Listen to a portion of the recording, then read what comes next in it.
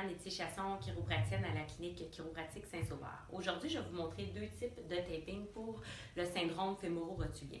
Donc, le syndrome a vraiment des causes multifactorielles, mais ça résulte vraiment à un changement au niveau de l'alignement de la rotule. Donc, la rotule, les portées dans ce syndrome-là, elle est un petit peu plus supéro-latéralement.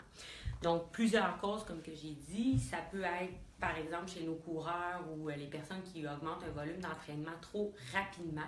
Donc, le corps n'a pas le temps de s'adapter à cette, justement, augmentation de charge d'entraînement. Aussi, vraiment, il peut y avoir une problématique au niveau du contrôle moteur des muscles fessiers.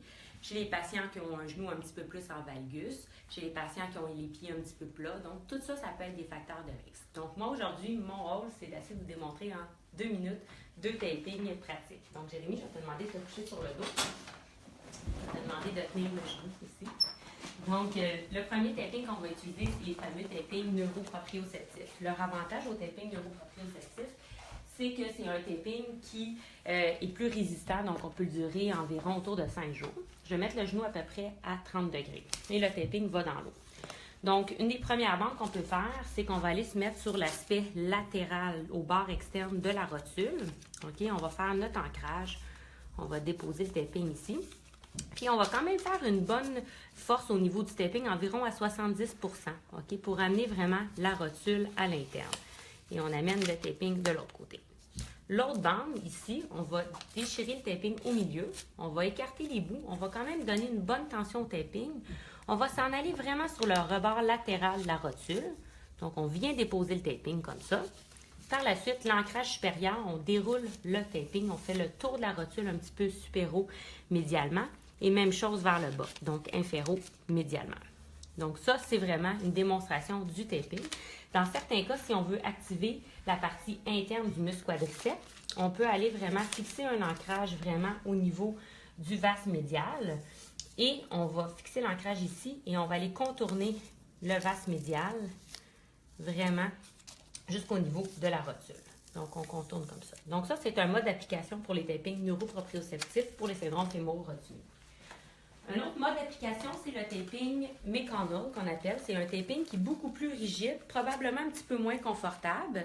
Puis, au niveau de la mécanique du genou, il va être un petit peu plus restrictif. Donc, le but du taping, c'est la même chose. On veut vraiment s'assurer qu'il n'y ait pas trop de glissement supéro-latéral de la rotule. Fait que ce bandage-là ici, on met juste le bandage Hypafix. Hypafix, on en retrouve souvent à la pharmacie. C'est pas un bandage qui est... C'est un bandage qui est utilisé surtout pour pas que l'autre bandage qui est très raide colle directement sur la peau. Donc, on applique le bandage Hypafix. Je vais juste aller couper le petit bout ici. Et on va aller mettre le bandage Leukotape P, on appelle, qui est un bandage très, très, très rigide. Le premier bandage, vraiment, on va aller le faire au niveau du bord latéral de la rotule. Donc, on trouve nos repères anatomiques, donc vraiment le bord latéral de la rotule. Puis, on va vraiment aller exercer une tension médiale pour amener la rotule un petit peu plus à l'interne. Et l'autre bandage qu'on peut faire, c'est pour prévenir, au fond, le tilt. Je vais juste le couper ici un petit peu. Le tilt latéral de la rotule. Donc, la rotule, elle a tendance un petit peu à glisser latéralement. Donc, on va aller se mettre vraiment au milieu de la rotule cette fois-ci. Et on va vraiment faire notre ancrage et amener un petit peu plus la rotule vers le bas et surtout vers le milieu.